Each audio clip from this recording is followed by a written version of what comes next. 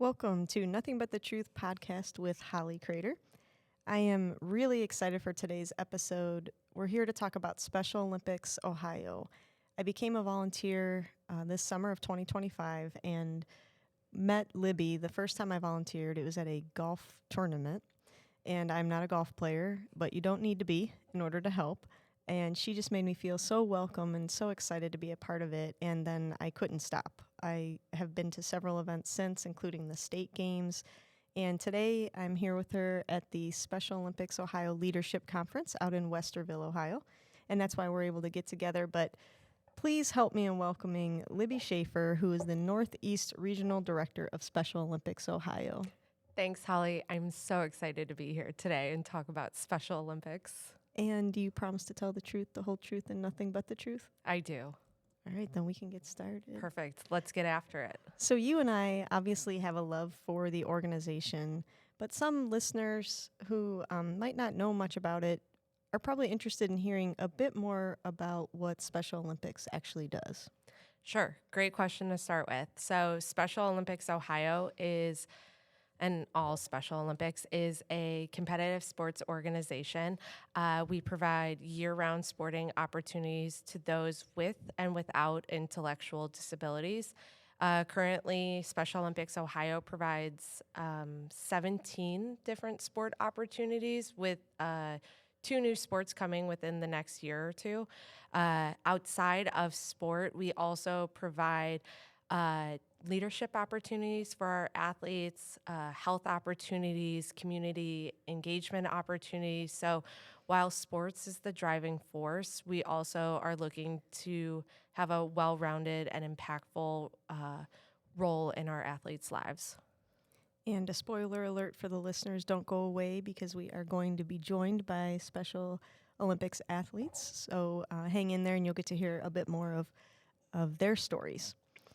I know for me, when I graduated high school, I wanted to be an occupational therapist, and that was the plan, but life kind of took a different turn, and I didn't end up going down that route, but I've always had this passion for working with people with different abilities, and I'm wondering what first inspired you to get involved with Special Olympics?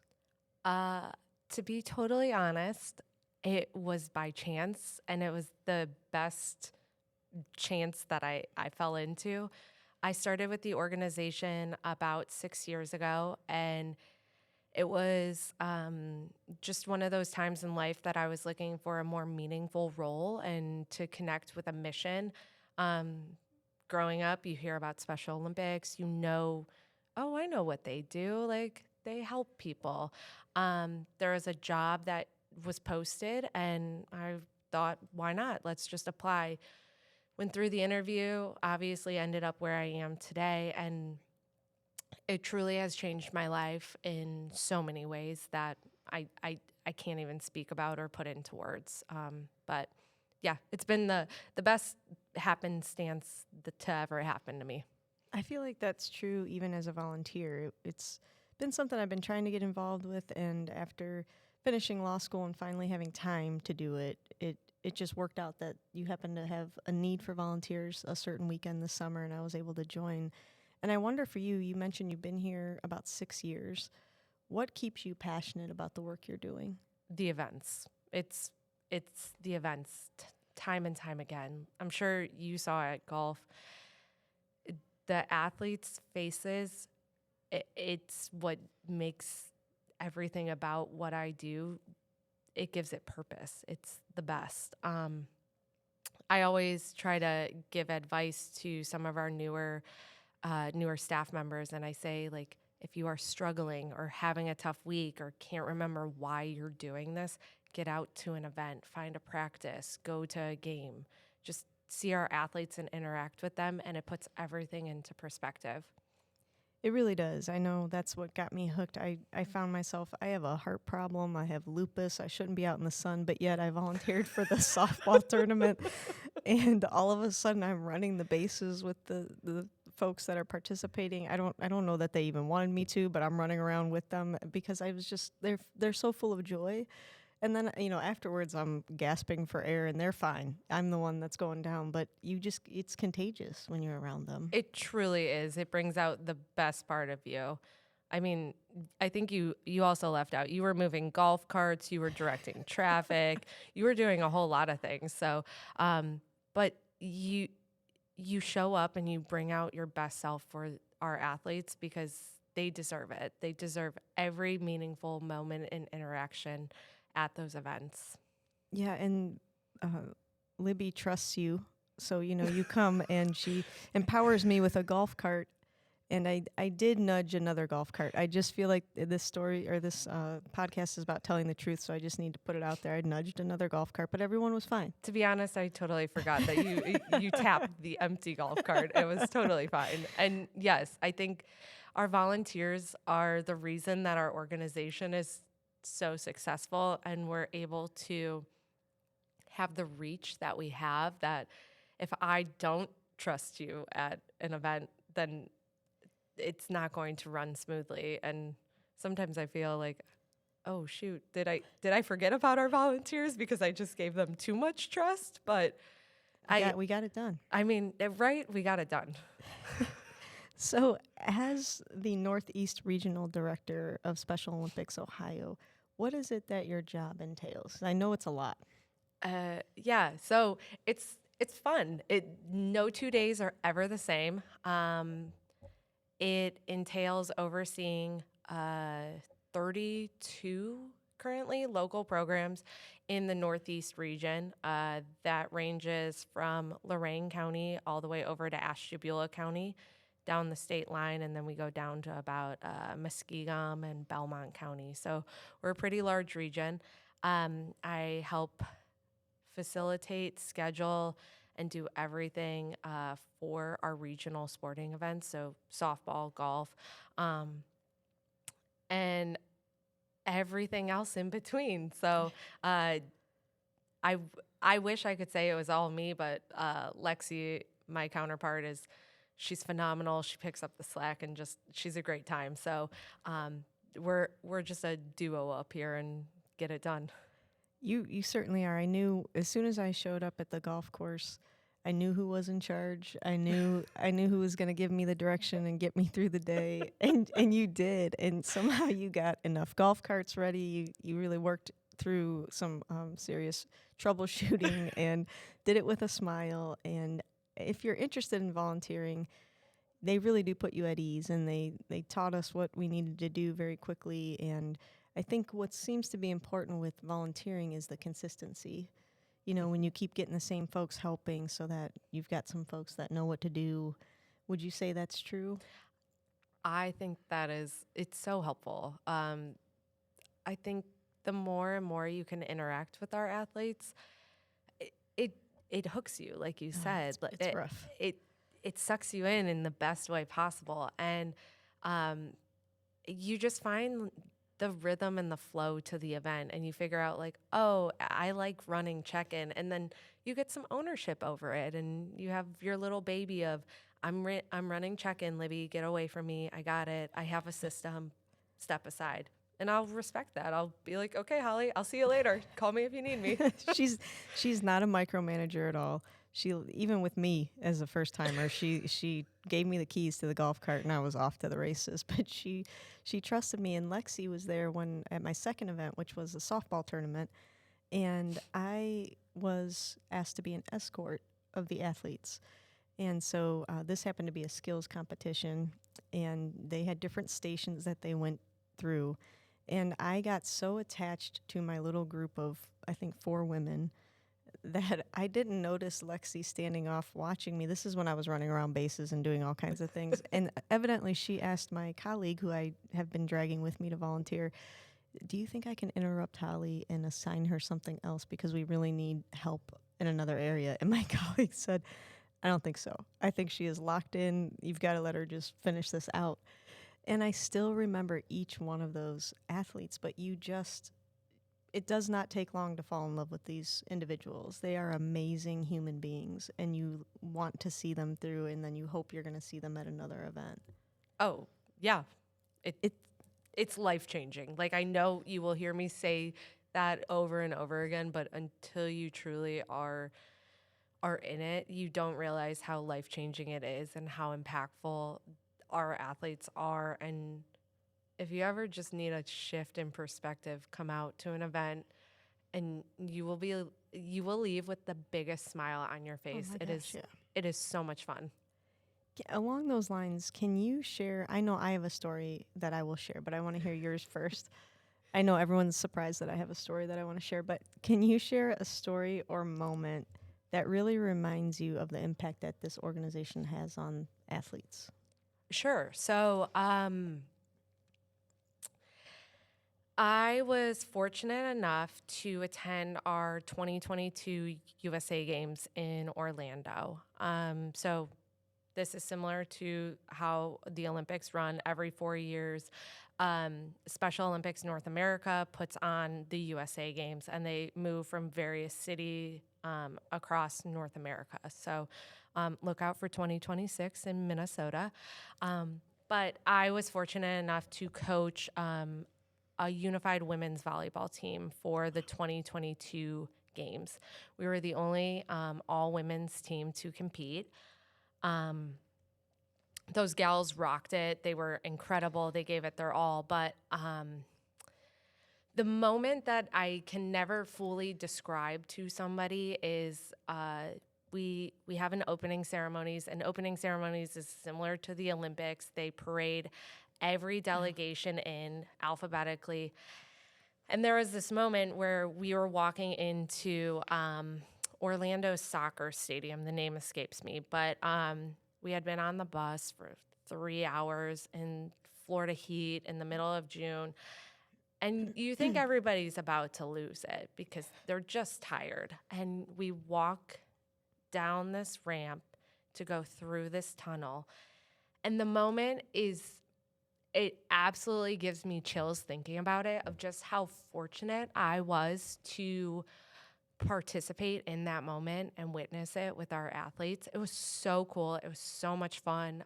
Their energy, the coaches, the other delegations that were there. I have a video of it. I will show you it after. But it can never be put into words what that feeling is like. And then on top of that, that was the start to an incredible 8 days in Orlando, and watching them compete at their highest level, and the fun that we had in the bonds. Like, we still have a group chat. We still talk. Last night we had our award ceremony. One of my athletes actually won Athlete of the Year. It's a bond that I can't explain.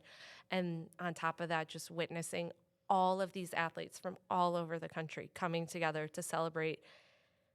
It's truly incredible.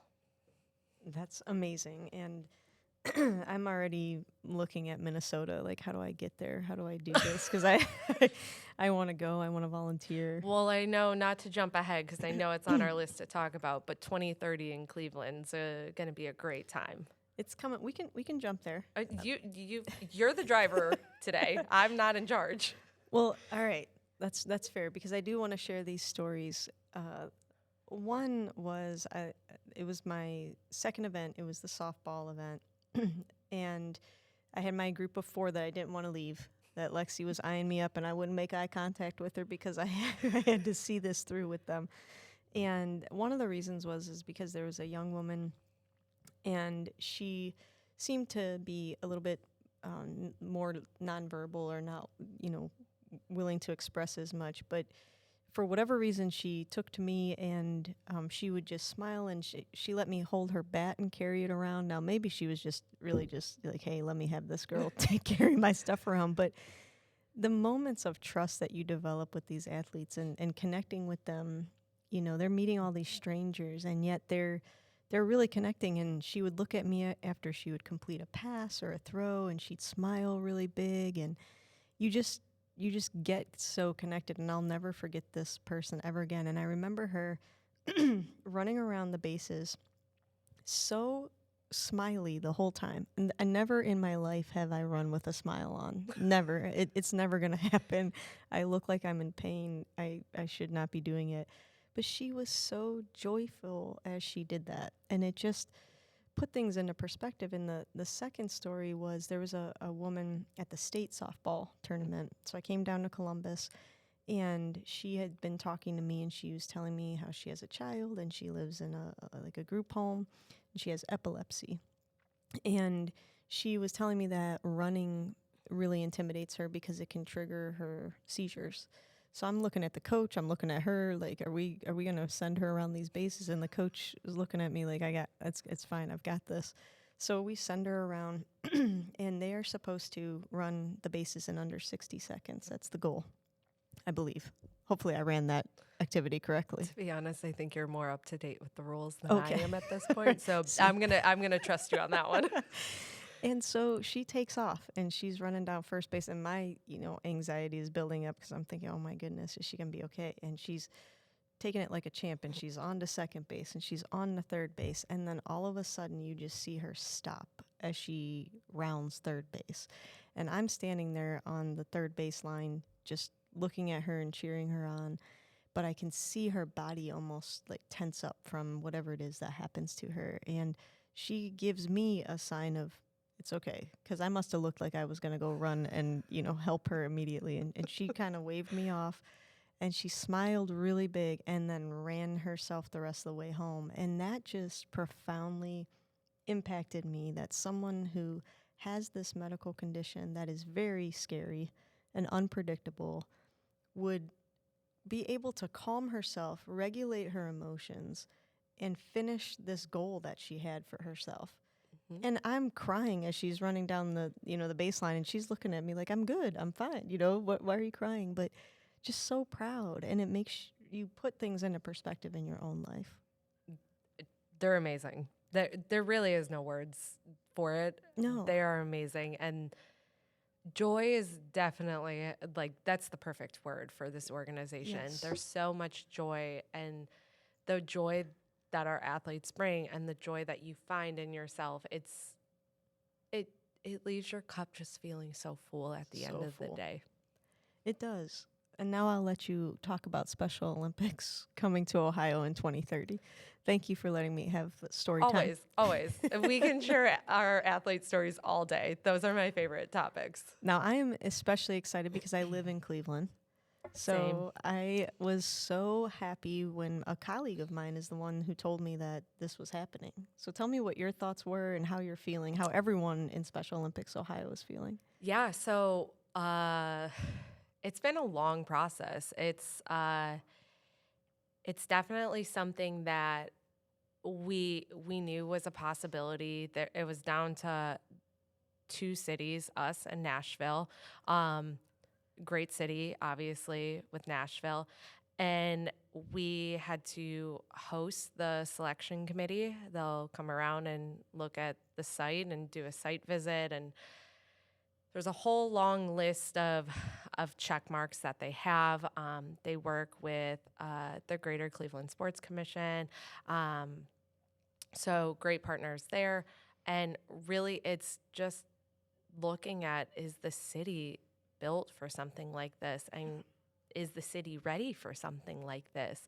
And as always, Clevelanders showed up. We filled out the volunteer form. We made sure we had so many more numbers than Nashville, as expected. And I think it's so exciting to know it'll be right in our backyard. So what does this mean for the athletes in Special Olympics Ohio?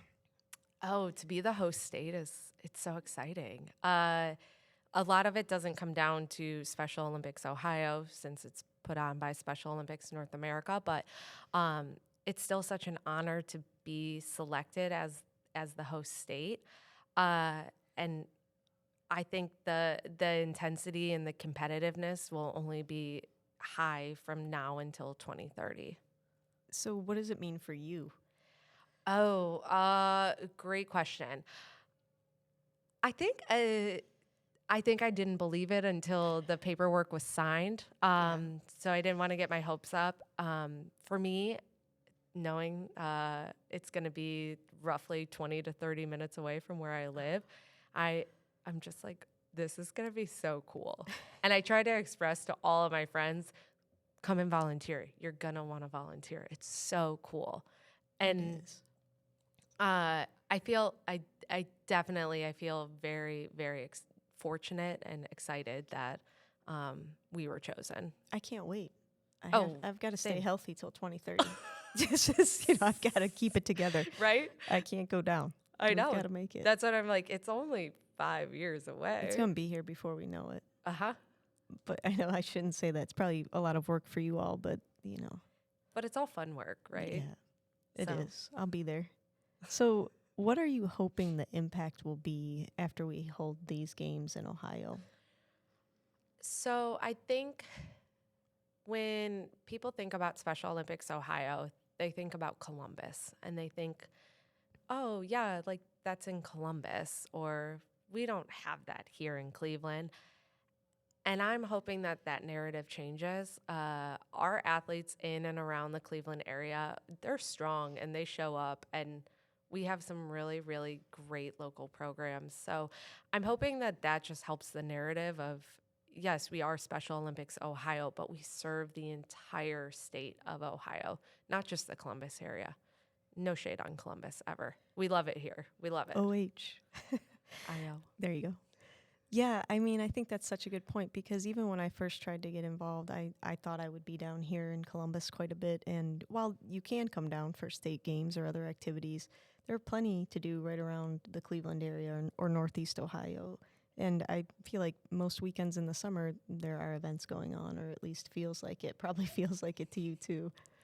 But for folks that are listening who are now caught by the Special Olympics bug after listening to our stories, how do they become involved?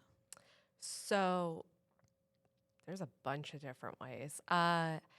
Depending on if you just want to be like a general day-to-day volunteer, SOOH.org is a great site to visit.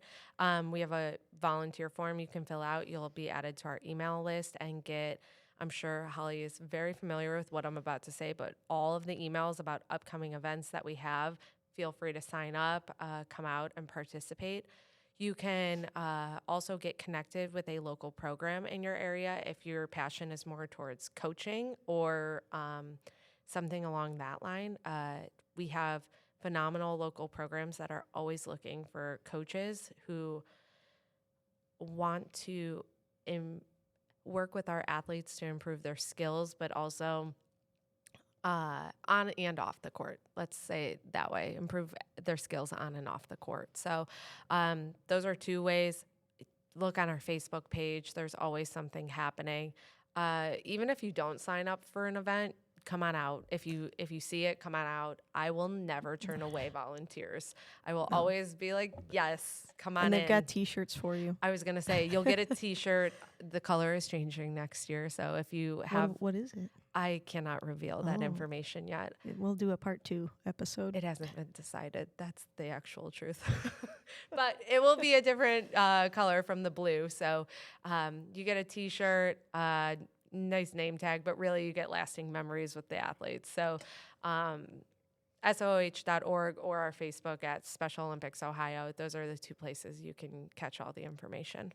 And the one thing I'll say is I'm an extrovert when I need to be, but I'm an introvert a lot of the times. And so it was intimidating for me to come the first time. So I grabbed a friend from work and she came out with me and that helped. But even if I had not had her with me, you all make us feel wanted and appreciated and comfortable right from the get-go. I felt like we had been friends already for a while.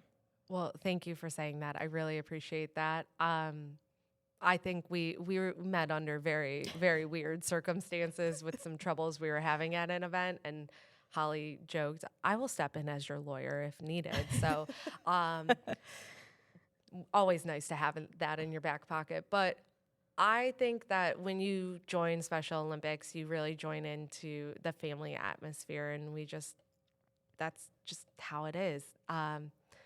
If you're not an extrovert, that's okay. I will be so extroverted for you that you don't have to even think about that. She will. I will fake it till we make it. So, truly, there is a job for every person, and there is an athlete that probably fits what you're looking for and your energy level at the event. So, we're always looking for volunteers and just great people to come out and interact with our athletes. Yeah, so there's your invitation, sooh.org. Correct. All right, and I'll put it in the show notes so that folks can find that link too. But now I'm excited to bring in our Special Olympic athletes. This is really what you want to hear. Yeah, we had to get you through can Libby. forward. I We was had gonna to- say you can fast forward through like the first 20 minutes of this and be like, okay, where's the guests that I actually want to speak on? No, we want you to because you make it happen. They are the reason that this exists, and they are the driving force behind everything. But Yeah, we're pretty excited. But you did a nice job. thank you. I really appreciate it. But you got to go. That's fine. We gotta go. I'm really excited. Libby's still here. But we now also have Sophie Coffinberry, who is an athlete leadership assistant with Special Olympics Ohio. Sophie, welcome to Nothing But the Truth podcast. Thank you for having me. We are so happy to have you here. And tell me a little bit about yourself. Were you an athlete before becoming an actual employee of Special Olympics? Yes, I was. So I've been an athlete for 8.5 years now. And I'm also an athlete leader, which made me then turn into the Athlete Leadership Council.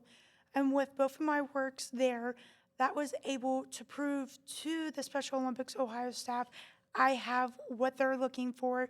And then that's when they decided to offer me the position of an athlete leadership assistant. And I was like, oh, yeah, that's what we're looking for. Well, congratulations. I can see why they chose you. I'm about to have you just take over my podcast, too. You're a much better public speaker than I will ever be. I've done lots of public speaking actually for Special Olympics, so I got it under my belt. I've actually spoke with Governor DeWine at a press conference, so I got this down. Yeah, well, I'm just going to pack up.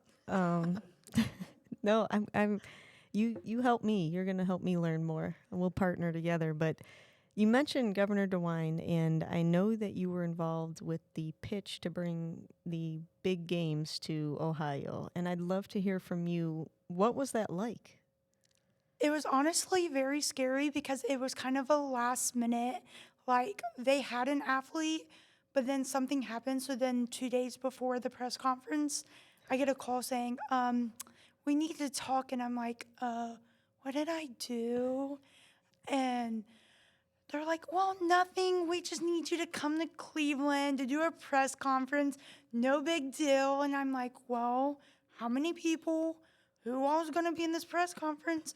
And they're like, well, it's going to be Governor DeWine, the Greater Cleveland Sports Commission, and a bunch of others. So No be pressure. ready. No pressure at And all. you're going to be on live TV as well with like 7 different news people there. And I'm like, oh. So we got to look news ready. So I'm like, I got to run, buy a curling iron and some makeup and slap it on and look presentable. I just want to be clear. She rocked it, like knocked it out of the park. Sophie was incredible. She showed up. She escorted Governor DeWine around all morning. They have a cute little selfie button together. She knocked it out of the park. It was just very scary. But then after the fact, and after I got to watch it, then I was like, oh yeah, I had that under the belt. Girl, you were nervous? I couldn't even tell. Oh yeah. I was like rehearsing every like thing in the car that I thought that could be asked during the 2-hour car ride. It was Couldn't tell at all. it was 2 hours of just me just going over everything. Do you know how amazing that is that you played such a huge role in bringing this to Ohio? I was like, when we found out the news officially, like I wasn't like, what's the word I'm looking for? Like I knew it was gonna happen. I like had this feeling that with what I brought to Cleveland during that press conference would get us what we needed. And because when Governor DeWine comes to Ohio, he always wants to see me. Jessica will make sure that I get to see him during the games. Sophie, when I need some confidence, I'm going to just channel saying you. that. I'm going to like just pull out my inner Sophie and be like, oh, yes, I can do this. I have Sophie sprinkles.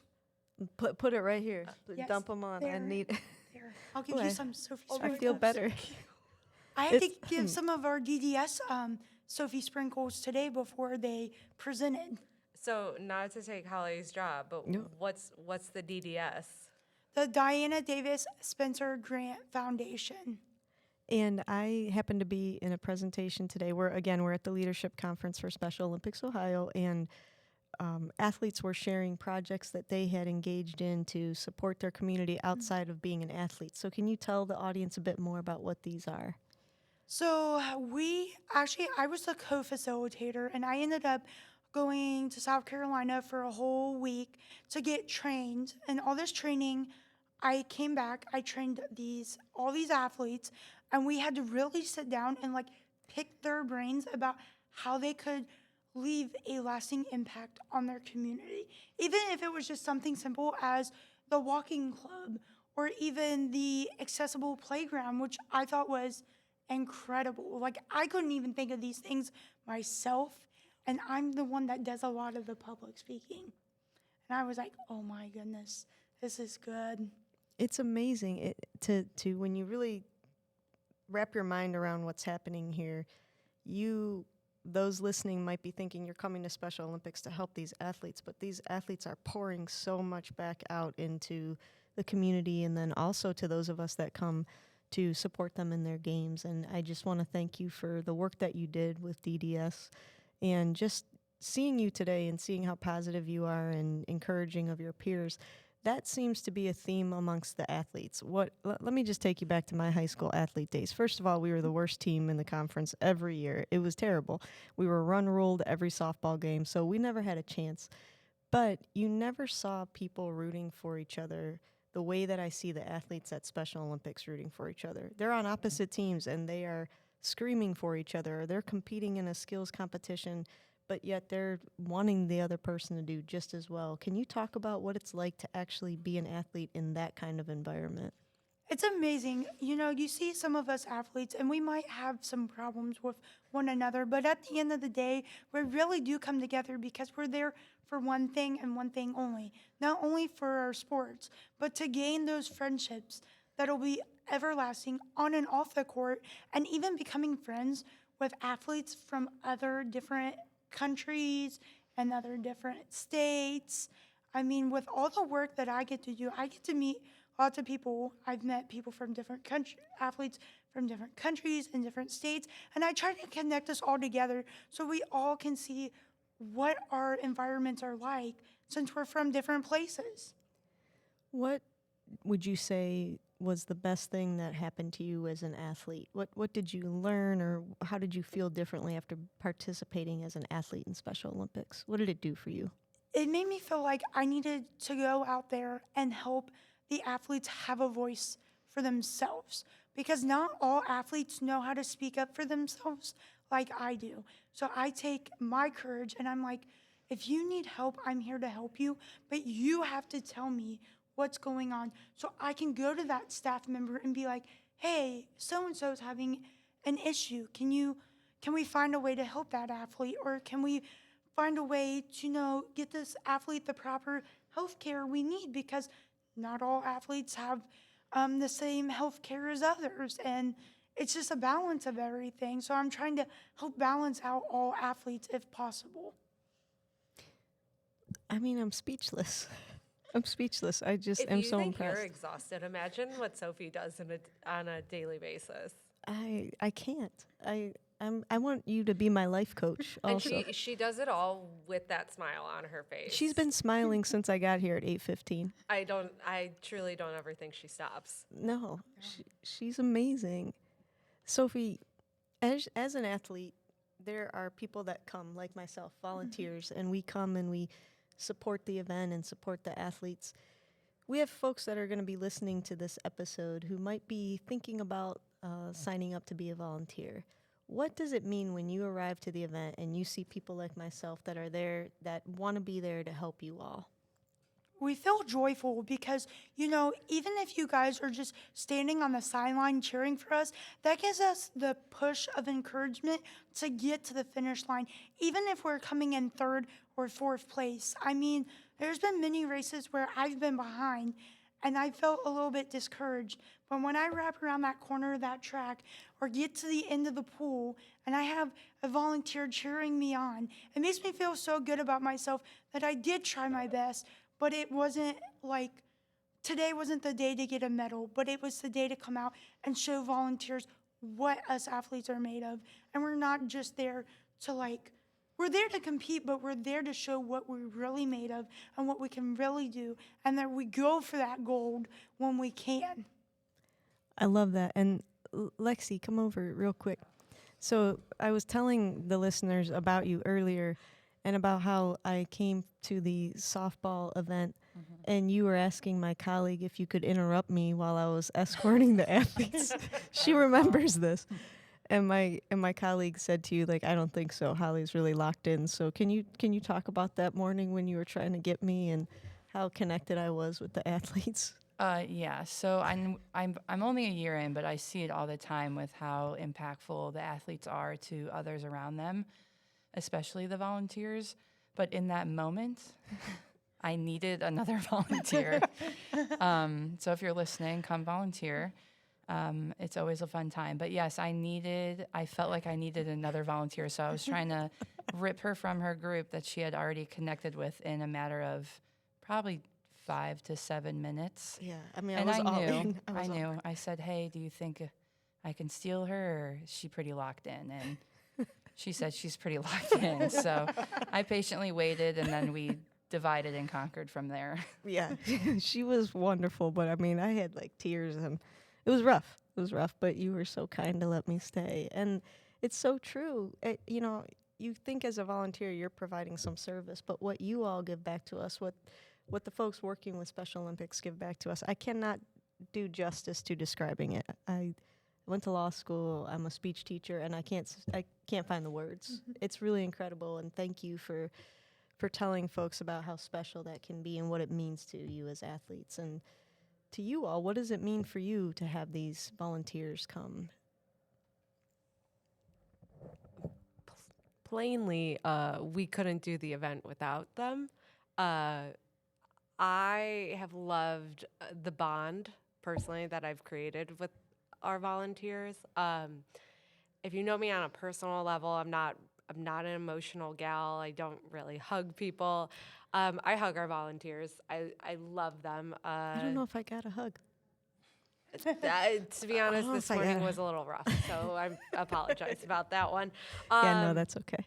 But I think they have such an impact on me as well. I know, like, yes, we do the job because of the athletes and the mission behind that, but the volunteers that show up, like, they're truly selfless human beings that are coming out and just trying to better our athletes' lives. So I am forever grateful and thankful for them. I will give you all the free t-shirts, all the free food, all the water, all of the thanks. I will take any crap that comes your way at an event. You just give it to me, tell me what you need, and I will make it happen, because without volunteers like you, Holly, we don't have an event. Well, I'm lucky to work with you all. Lexi, please. Oh, yeah.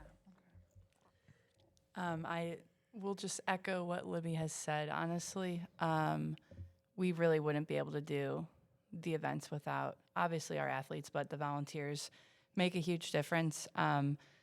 And I will say, if you're listening to this and you need a volunteer opportunity, or you're just looking for something to do, I mean, I've had a handful of family and friends come to our events just because I keep telling them, like, seriously, it's going to be awesome. You're going to love it, and you're going to want to come back. And they have. And it's not just because I'm making them, because we really do get a lot of great volunteers. But we could always use more. And there's tons of events through the year. So Can you give an idea, Lexi, of how many were just needed for the softball event that we had? That was like a skills competition. yes. I mean, A softball skills competition, and we also do a basketball skills competition. But we had, I think it was around 50 athletes were registered. So just to be able to run that event successfully, I'd say probably like 15 to 20 volunteers. I think that day we may have had less than that, but we crushed did it. We We did. powered through it. But yeah, that would, Once I got my act together, and once everyone feels confident in their positions, it always runs really well. No, but I was confident in that, but I was too attached. She was territorial. I was territorial. Yeah, Yeah. she cut her eyes at me a little hard, and I was like, all right. Well. No, but yeah, and our basketball skills competition actually is quite larger than the softball one, so I think we're looking to try to bring about like 30 volunteers in for that. And I mean, those are my favorite events because you get like hands-on experience and opportunities with the athletes. So. Awesome. All right. Well, I know we have another athlete ready to join us. We're going to bring Maxwell up to talk to us. But Sophie, thank you again for joining us. Thank you for having me. I'm going to hire you, though, to be my life coach. I'll do it. All right. Maxwell.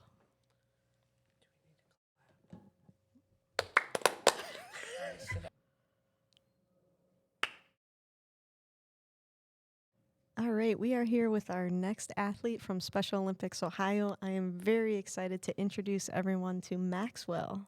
All right, thanks for having me here on this podcast of yours today. Thank you.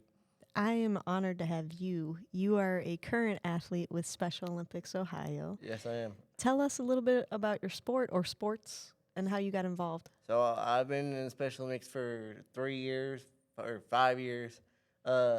And my three sports are just added on a new sport or skills basketball in the wintertime, bocce ball in the spring summertime, and just finished up softball skills in end of summertime. And I've found out about Special Olympics through a friend of mine. So you're a year-round athlete. Yeah. How do you balance your time? How do you get good at all these sports? So the two sports, basketball and bocce, I go to the gym and practice at and shoot hoops, and then whenever I have family gatherings, ever at my mom's house, we play bocce ball in the summer in the grass, and bocce ball is basically just bowling, and so just know your power of throws or rolls for the balls, and just hit just roll. And bocce, you can just knock either your balls or the team balls. I feel like it would be much harder if I tried it. I feel like I probably wouldn't do as well as you do. No. You're talented, I think. Yeah, and competitive. Okay. And Yeah, very see, that's where I fail. Yeah. I'm not very competitive. So I'm impressed. Thank you. What's your favorite sport? Basketball right now. Okay. Basketball skills. So you're coming up on a competition then, right? In Yeah, January or February? December. Oh, December. It starts in December. Okay. I thought it started in November, but it starts in December. What are the skills that you have to do when you're at that? So it's shooting, dribbling, and passing. Okay. There's passing on the wall in a square, and then if you know basketball, there's players that stand on each side of the foul line when players shoot, and I shoot 3 shots on one side and 3 shots on the other side, and if I get it in the basket, it's 3 points. If I hit it off the backboard, it's 2 points, and if I hit it off the rim, it's 1 point.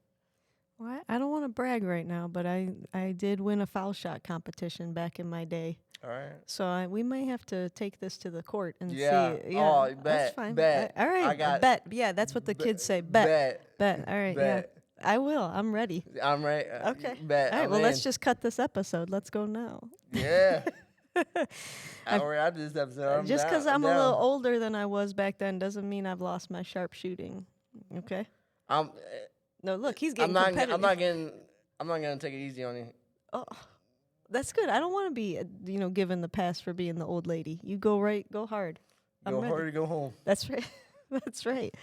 So tell me, has it been like being an athlete for Special Olympics? What have you gotten out of this experience? So being an athlete for Special Olympics has been great because before I was in Special Olympics, I was just at home chilling, playing video games, and doing nothing. I didn't really have any friends to hang out with because after high school, I didn't really my high school friends just went everyone separate ways, so I didn't really have friends.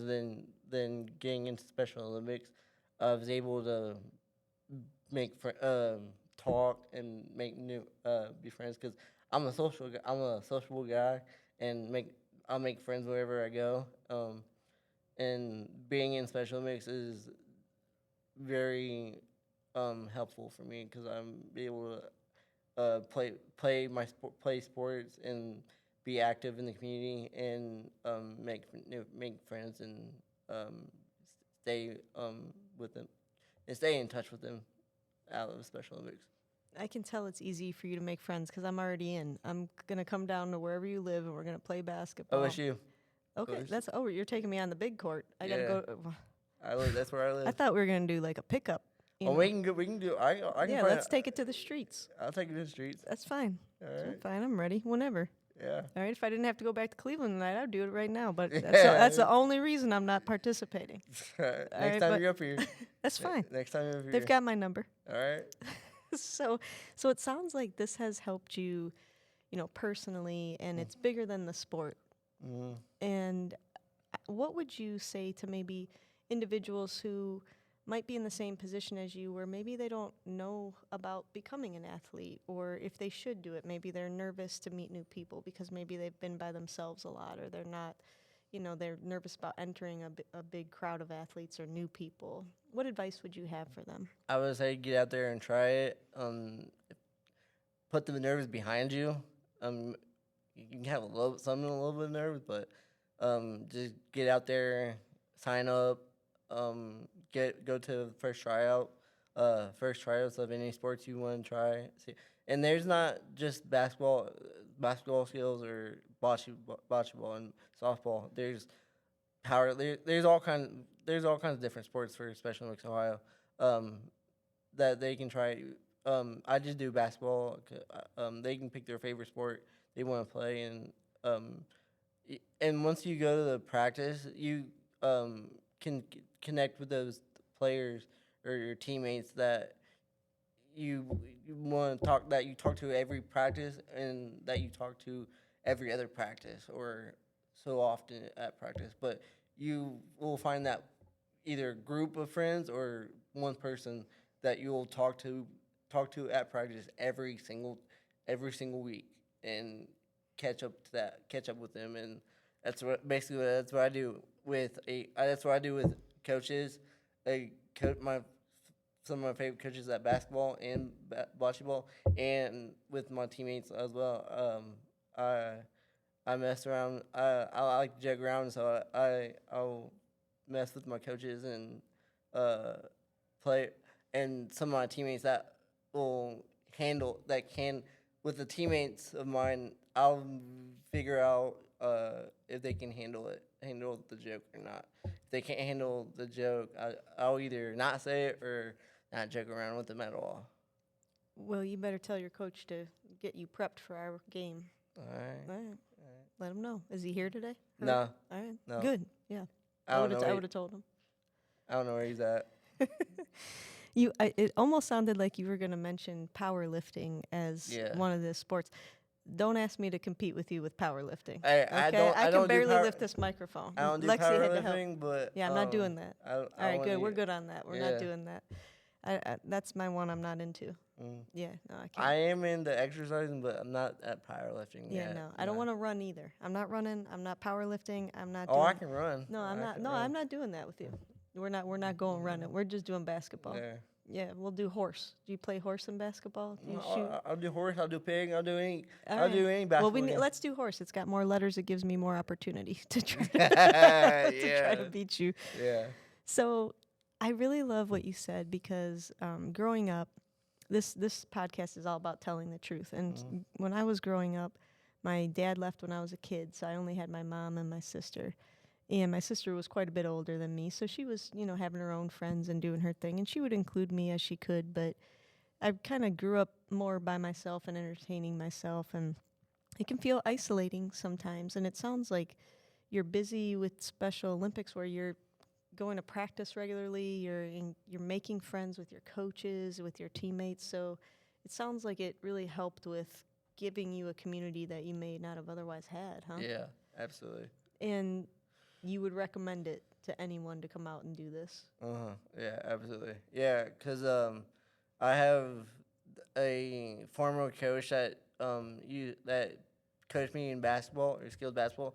He's in the role of advocacy for Franklin County, and he does and uh, I have a friendship with him, and he invited me to my first comedy show at Adam Sandler. And if I didn't have that friendship with that former coach and now advocacy leader coordinator, I wouldn't have went to see Adam.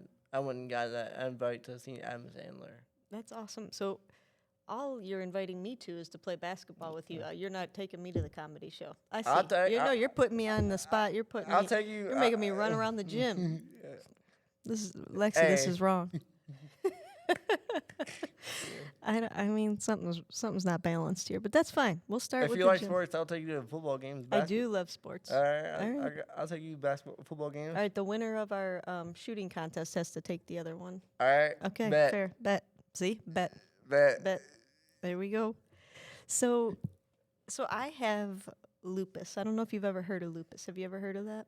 Vaguely, it sounds familiar. So There's so many so many. disabilities and disease. I want not really disease, but so many body infections that are out there.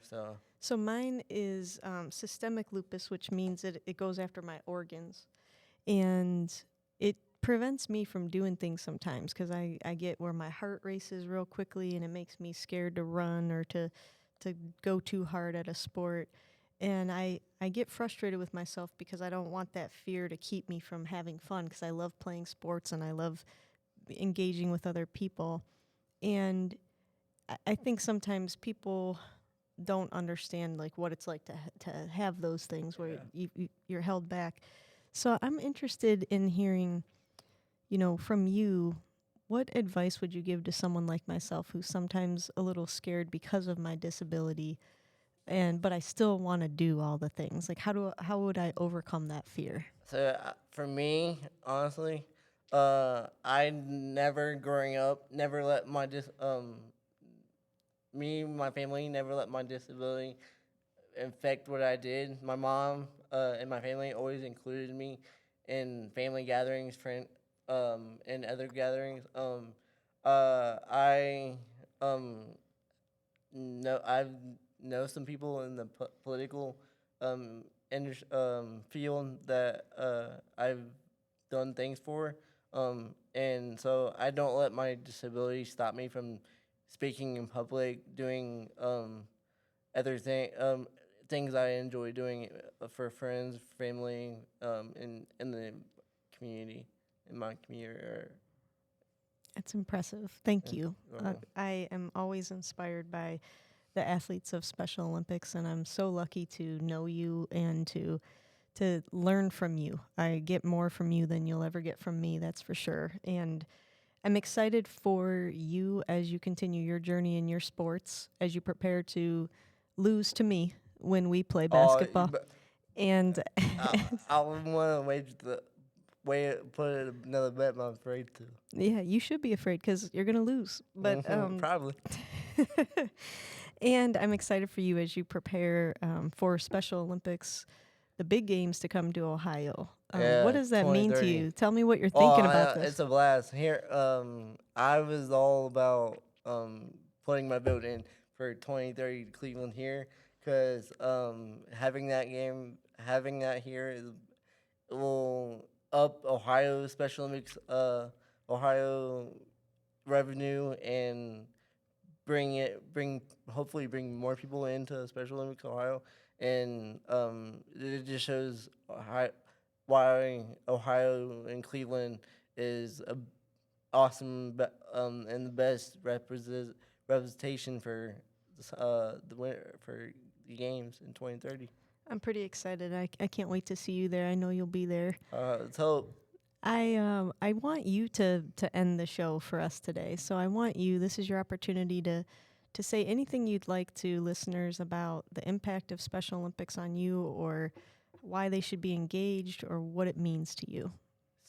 Special Olympics Ohio is not just about playing sports, speaking in public. It's about inclusion, positively, positivity, and gaining new friends, gaining hanging out with friends outside, having that friends outside of Special Olympics, and then just being able to smile.